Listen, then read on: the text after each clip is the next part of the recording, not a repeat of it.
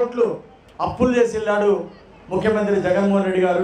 ఇలాంటి కష్టాల్లో ఉన్న రాష్ట్రాన్ని మళ్ళీ గాడిలో పెట్టి ముందుకు తీసుకెళ్తున్నారు చంద్రబాబు నాయుడు గారు. ప్రధానంగా తెలుగుదేశం ప్రభుత్వం గ్రామసీమల యొక్క అభివృద్ధి, దానికోసం పవన్ కళ్యాణ్ గారికి బాధ్యత అప్పచెప్పారు.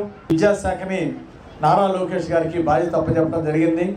ఇప్పుడు విద్యాశాఖ మంత్రి అవడం పిల్లలందరి యొక్క అదృష్టం. నారా లోకేష్ గారితో మాట్లాడి తప్పనిసరిగా తొందరలోనే కాంపౌండ్ నిర్మాణానికి నిధులు తీసుకొస్తామని ఈ సందర్భంగా స్కూల్ విద్యార్థులకు స్కూల్ టీచర్స్ అందరికీ అభినందనలు తెలియజేస్తున్నాను. డ్రింకింగ్ వాటర్ చాలా అవసరం. భవిష్యత్తులో ప్రతి గ్రామంలో ప్రతి బజారుకి ఇంటింటికి మంచినీళ్ళు ఇవ్వాలనేది చంద్రబాబు నాయుడు గారి యొక్క లక్ష్యం. తప్పనిసరిగా పూర్తి చేస్తారని మీ అందరికీ మనవి చేస్తూ 2-3 సంవత్సరాల్లో ఇంటింటికి మంచినీళ్ళు ఇచ్చే పథకాన్ని తీసుకొస్తాము. ప్రతి ఇంటికి కుళాయి కూడా బిగించి ట్యాప్ బిగించి మంచినీళ్ళు ఇస్తామని కూడా మీ అందరికీ మనవి చేస్తున్నా. గతంలో కూడా ఇక్కడ నారా లోకేష్ గారు పాదయాత్రలో కూడా మాట ఇచ్చారు. ఇక్కడ శిలాఫలకాన్ని వేయడం జరిగింది పాదయాత్రలో. తప్పనిసరిగా ఆ నిధులు తీసుకొచ్చే బాధ్యత నేను తీసుకుంటాను.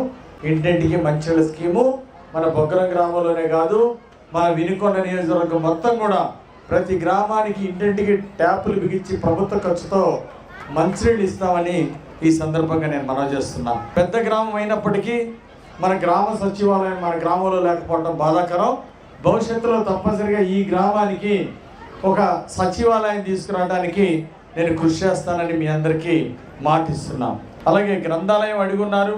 శాఖలో ఎక్కువ నిధులు లేవు కాబట్టి దాని గురించి డోనర్స్ ముందుకు వచ్చినట్టయితే శివశక్తి ఫౌండేషన్ ద్వారా నేను కూడా కొంత ఆర్థిక సహాయాన్ని అందిస్తాను.